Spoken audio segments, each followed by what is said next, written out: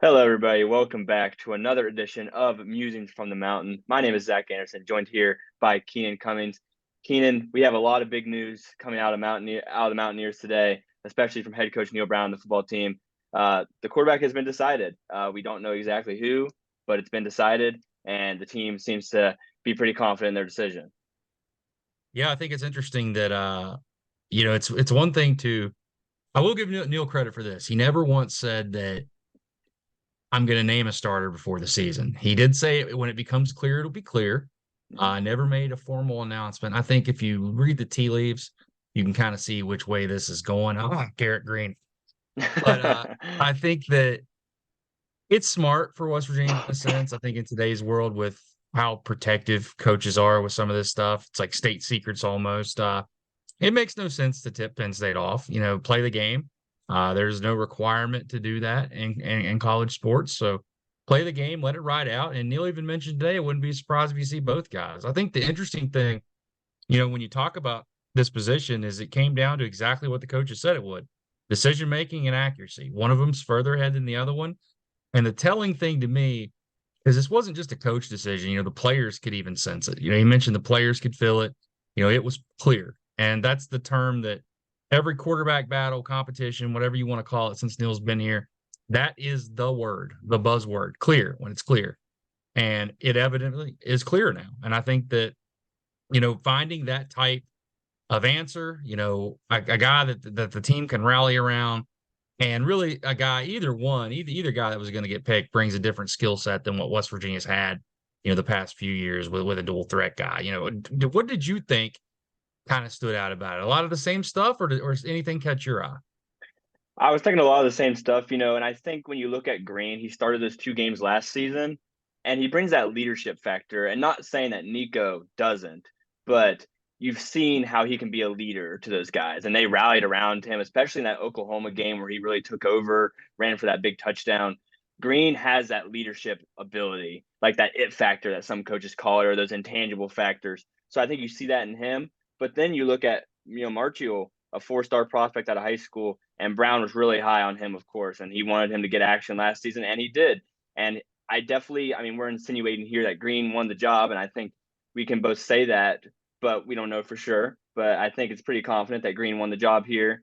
But Nico is there in the competition. He was in the competition, but I think, in my opinion, Green has those intangible factors that you don't see in every player. And I think it helps to experience matters. Being able to play in a few games. Green wasn't ready for this role last year. It Mm-hmm. takes time. You got to develop and get experience. And I think in today's world, there's the turtle shell game of transferring and moving around. Everyone always worried how you're going to appease certain players. But at the end of the day, you got to try to win football games. And as I said at the top, Neil even mentioned it. I wouldn't be surprised if you don't see both these guys. Mm-hmm. I think the fact that they can run their offense without making any massive changes, depending on who's in there, is important.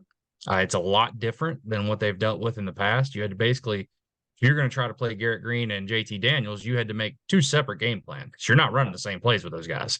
Yeah. These guys, you saw it last year in a sense, when Garrett got hurt against Oklahoma State. Nico came in, Marco came in there and kind of ran the same type of offense. Not much change. Obviously it was scaled back a little bit as a young player, but there wasn't a lot of differences. So I don't think, even if you get a starter here, it closes the books on not seeing the other guy at any point. But interesting in the sense that Neil just addressed it. I actually thought he would kind of sidestep it today, but he Yeah. addressed it. I don't want to say head on because he wouldn't give a name, but he did at least address it. And I think that that's interesting. He did in a lot of other spots too. I think you look up and down the board, safety, I think, starting to come together. Probably an Aubrey Burks, Anthony Wilson deal by the time the season rolls around. Some of those other battles at receiver, you still got some guys kind of in the mix, but I think it's pretty clear that Devin Carter and Cortez Bram are gonna be two of the guys. I think your slot's a little up in the air. Tight end is going to be Cole Taylor, Traylon Davis. That offensive line, I think, will be the group that pretty much has worked with the first team throughout fall camp. And then on defense, it's the only position I would say is wide open right now would be Will linebacker. And I asked Neil about that today, and something that stood out to me is he basically said that there isn't going to be a starter. I mean, a guy's going to roll out there first, but they're going to play a lot of different players there, and that can be a good thing or a bad thing depending on how you look at it. If no one's really emerged to the point that you can trust them to play the lion's share of snaps. So something to continue to watch. Fall camp is over in a sense, but battles are still waging on, still trying to decide, what this football team is going to look like up and down by the time they roll out and play Penn State here in 2 weekends. So a lot of questions that still are unanswered, some that are, Yeah. uh, Yeah. but You we do know, we do at least know there's a quarterback set. We that's just don't true. know his name. That's true. We know that there is one. We just don't know who it is yet. I do have a question for you. Do you think the scrimmage on Saturday had any part in making this decision? Do you think maybe the coaching staff went into that scrimmage, saw how they both performed, and was like, "This is the guy we want"? Do you think that had a factor? I think it always plays a role, but really it's a bunch of stuff over time. When you're looking at these position battles, I know obviously you place a lot of importance, significance on scrimmages and team drill, situational things, but these are things that are earned over time. It's consistency over time. It's making decisions in the right way, getting the football out accurately, running the offense. Guys can have good days, guys can have bad days. You never want to make a decision just off one thing. I Mm-hmm. do think it does play an important role. That's why you have the scrimmages. That's why you do the live plays for the first, second, and third team. So you can get a look at these guys and see where they stand. But it's not going to be the end all be all. I think that this was earned over time. And if it does progress the way that I'm pretty confidently it will, then it's easy to kind of see how that came together. And I think you know, you're getting a guy ready to play with the first team, getting a guy ready to take that job, and they kind of take the bull by the horns. It's what you want to see. And we're to that point of fall camp where regardless of who it was, somebody had to step up and be a leader there and start to show that they're ready for that role. So it is encouraging that that has happened. And Brown said last week in his press conference that this is the toughest part of the year. This is when you'll see the separation from everybody, and obviously that included the quarterbacks in this situation, but also on defense. And to your point about what you just said about rotating at will linebacker, uh, Andrew Jackson, the defensive line coach for West Virginia, he said that a lot of defensive linemen are going to play. They've got 9 to 10 guys that they want to rotate in to play those spots, however many it may be. And I don't know if you're going to start seeing separation there, but definitely on defense too, there are still some positions that are open for guys to get playing time for sure. Yeah. Yeah, and I think the interesting thing there is it's kind of was going back to a little bit ago, like, is that a good thing or a bad thing? It's a good thing you're playing bodies. You always want to go 2, 3 deep, but you have guys you can trust to play roles. If you're fourth down, third down, and you need to stop. That's going to be interesting to track. I think, and really there's a lot of versatility with this team. There's a lot of unknown. Mm-hmm. There is. I kind of laugh, and I've done this on the message board all offseason. People that think they have this team figured out. I mean, I do this for a living. I'm around this team all the time, and I don't have it figured out. I don't know how good this team's going to be right now. I mean, I don't know Yeah. how bad this team's going to be right now. There's so much turnover and so many new pieces that you don't really know how it's going to fit. And yes, it's easy to look at transfers and say, hey, well, this guy did this at his last school. That's going to translate here the exact same way. That's not true. There's plenty of examples to show you that guys sometimes thrive in bigger roles, or sometimes guys take step backs, when they're transferring from a lower level, or maybe a guy just does a miss. West Virginia saw that last year with their defensive backs, their cornerbacks. Group was really bad. I mean, they'll be the first people to tell you that, but Mm-hmm. I do feel like there's a confidence, you know, there has to be. I'm not saying it's not a requirement. I mean, if you're going to coach football and get people to follow you, you better believe what you're saying, or no one else is going to. But I do think it's interesting, there is a kind of like a quiet confidence over there, and we're going to see if it's warranted. I'm not saying, they're going to roll in and beat Penn State by 25 touchdowns or something stupid. I think that, that's a tough game no matter what, but Yeah, of course. we're going to find out a lot about this football team in September, and we're going to see if, you know, I don't think you want to hang something on the wall that says we're not going to finish last. That's not the goals of this program. But I do understand Neil's intent when he did say that, earlier in the summer. He wants people to know that he believes, and this team believes they're going to be a much better football team than people give them credit for. And And we're going to find out sooner than later. It'll be very interesting to see how they navigate those first couple games, because the first 5 games on this schedule, Duquesne aside, are quite challenging. Yeah, that's a brutal start to a schedule, and um, stuff about just like there's so many important positions that are coming to mind that are just wide open. Like I think Anthony Wilson has separated himself as safety, like you said, but in the defensive backs beside them, like corner and even little linebacker, like I said, there's just it's so wide open. And to your point about being unknown, you go into a season and sometimes a team returns a lot of their stars. And I don't know if that's necessarily the case for this West Virginia team outside of the offensive line. You look in the top 3 pass catchers, one of them transferred, 2 of them graduated. Sam James, Reese Smith, Bryce Ford Wheaton, those guys are gone now. And it's going to be a whole new group with a new quarterback. So it's just a lot of unknown, and it's a little too early for me to make predictions, but that starting schedule is rough. And I think it's got to be one of the hardest in the country to start out the beginning of the season at Penn State. Yeah. I mean, that's a tough game. I don't care if West Virginia is loaded. I mean, that's a tough Yeah, place to win. That's a regardless. tough play. I mean, West Virginia's been there enough in the past to know how tough it is to win there. So I think that we're going to find out a lot more. We found out a lot, but in the next 2-3 weeks, we're going to have a pretty good idea. By the time we get to the Pitt game, we'll have a pretty good idea of where this team's at. Teams get better, teams get worse, team stays static. That stuff can change, but we'll at least have an idea of, hey, is this a team that has a chance to really surprise? Or, hey, did all these guys out here get this right, when they predicted what this team would be? So we're going to find out. But I do think I can't help but laugh at some of these people that do not cover this team here. Just take a national perspective and try to project it on snaps and, what they lost, what they don't lose. College sports has so much turnover now with the transfer portal and everything. It's impossible to really know what you got unless you're Mm-hmm. really at practice every day watching practice. And Yep. even then, you might not know. But flipping gears a little bit, I wanted to touch basketball on this Mm-hmm. first episode, which everybody say hi to Zach if you haven't met him yet. This is So, uh this is Zach. He's our student writer now. He is, you can tell you a little bit about yourself before we jump into basketball.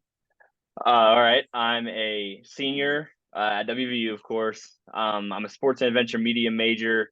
I wrote for the DA all through college, and now I'm writing here at WVSports.com. It's been a great opportunity so far. I've only been working for 2 weeks, and I've wrote a lot. I've really loved it so far. I'm originally from Parkersburg, West Virginia, so I'm an in-state native, and I'm really excited to see how this semester goes. There you go. See, you did it better. I could have said something, maybe I should have prepared something, pre-written, but kind of did it off the fly here. I do want people to know who you are. You're going to be doing a lot of content on the site, helping me out a lot. We really work collaboratively well already. Like he said, he's only been here about 2 weeks, and we're working really well together so far. Yeah, So it's gone really excited to well. see what happens with this. But basketball, West Virginia now is at 13 scholarship players. I know it's the song that never ends, the never ending story, the ghost of Christmas past, present, and future. That has been this basketball offseason. It will not end. I'm not sure if it'll ever end, but here we are. We're in August. We're almost in September, still talking about basketball. West Virginia added Noah Farrakhan. I've had a couple write ups of him on the site. He's a point guard, scores really well off the bounce, gets to the rim, athletic, can pull up at the elbow. He's real comfortable in that type of range, sees the floor well, can distribute the basketball, does everything you really want out of a point guard.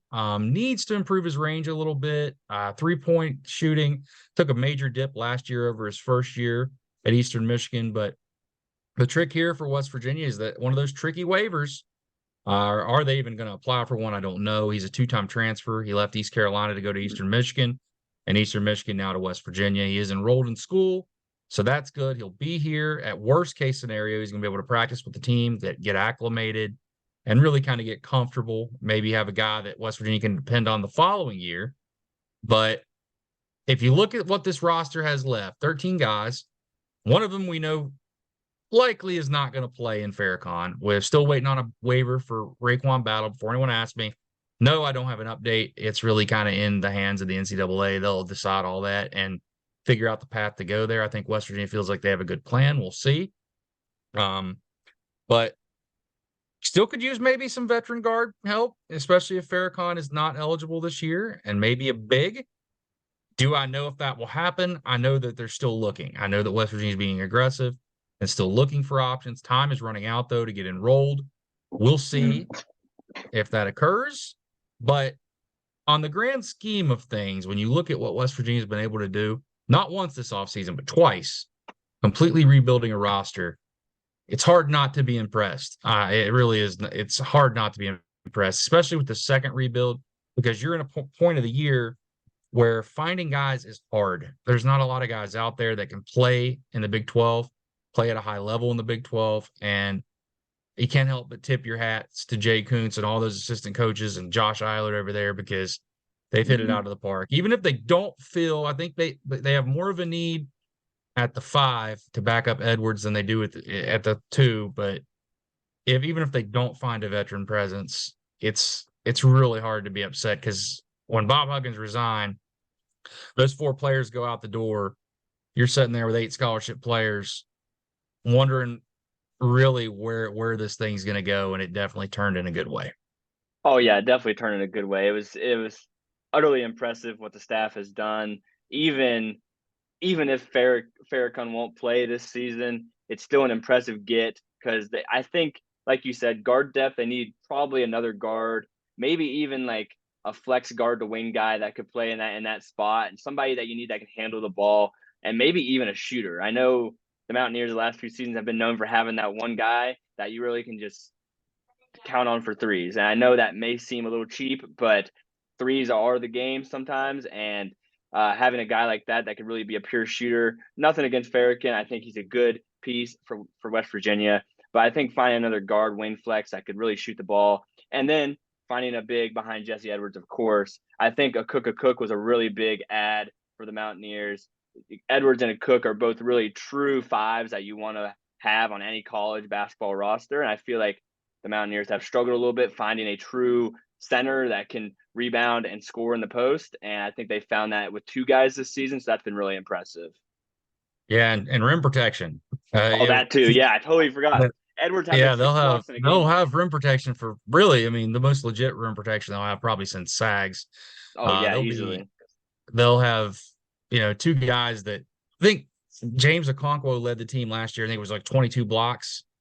Those 2 guys combined had quite a bit more. So we'll see how it works out. I am optimistic. Even with Omar Silverio getting his waiver denied and his career being over, which is unfortunate. You hate to see that, Yeah, but it's really unfortunate. sometimes you win some, you lose some with the NCAA. But I think that if West Virginia can get Raekwon Battle set and the rest of this roster in place, I think that you're going to have a chance to compete in a league even as rugged as the Big 12. But thanks for tuning in, guys. I hope you come back and join us for more. We're going to start doing this regularly again. We kind of got a coach through. We understand what we're doing here. So we're going to continue to try to bring you information, some reaction stuff, some stuff after games. We'll try to get some stuff right after games to get you our thoughts, get you our feelings on, what's happening with the program in football and basketball. But thanks for tuning in. This has been another edition of Musings from the Mountains.